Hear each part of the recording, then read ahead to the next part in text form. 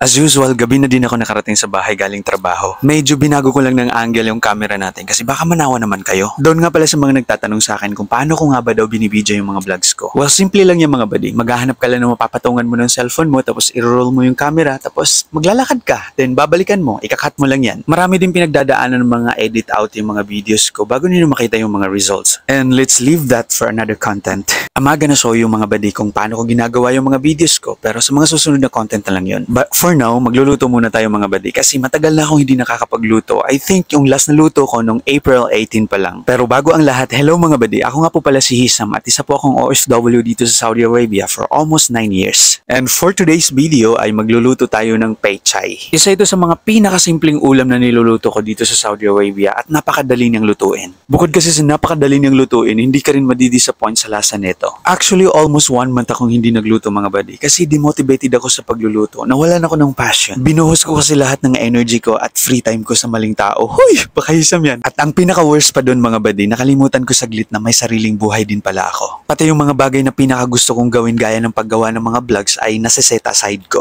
Which is hindi ko naman masisisi yung tao na yun kasi pagka magkasama naman kami, lagi niya akong nire-remind na wag ako masyadong maa-attach sa kanya. Pero wala talaga, sa kagustuhan kong mahalin din niya ako pabalik, ginawa ko ang lahat ng imposible. Pero matapos niya akong saktan ng sobra-sobra, ito ako binubuo ko ulit ang sarili ko, ang aking puso. But I think nare-redeem ko naman yung sarili ko ng paunti-unti. Kung mayroong nakapanood sa inyo sa last na vlog ko, sobrang bagsak ako doon. At dahil sa nangyari sa akin, isa lang naman yung napatunayan ko. Maaari nating mahalin kung sino man yung taong nagpapasaya sa atin. Pero hindi natin maipipilit sa kanila na mahalin din nila tayo pabalik. Kahit ibigay pa natin ang mundo sa taong hindi tayo ang hinahangad, hindi tayo magiging sapat. Huy! Baka Hisam yan. And this time mga buddy, malapit na maluto yung pechay ko. Malapit na siyang matikman. Sobrang easy lang ito i-cook mga buddy kasi gigisahin lang naman yung mga sahog dito. Tapos para hindi naman puro dahon yung malasahan mo, lagyan mo lang siya ng canned tuna or anything na gusto mo ilagay. Tapos naglalagay din ako ng oyster sauce. Then after 10 minutes of cooking, naluto na din yung pechay. At habang inaantay ko nga na maluto yung aking kanin, ginawa ko na din yung isa sa pinaka-favorite kong gawin dito sa bahay. Isa din to sa pinaka-gustong-gusto kong ginagawa ko pagka nandito ako sa bahay, ang mag-workout. Kailangan kasi pagka nasa bahay ako, hindi pwedeng mabakante yung aking oras kung hindi mag-iisip ako. Mag-overthink ako sa lahat ng mga nangyayari. As in super OA pero I know someone can relate. Kesa naman sayangin ko yung oras ko sa pag-iisip sa mga bagay-bagay na hindi naman makakatulong sa akin, i-workout ko na lang. Ang sarap kasi mabuhay kaya kailangan natin maging healthy. And after ko magpapawis, eto kakain na ako kasi parang gutom na ako. Eto na yung pinaka-reward ko sa sarili ko matapos ko magpapawis. O baka may iba naman magsabi dyan na wala rin kwenta yung workout ko kasi pagkatapos ko kumain ako ng isang damakmak. Nako, hindi ganun na. Syempre counted pa din yung workout ko kanina. Papalitan ko lang yung mga fat na na-burn ko.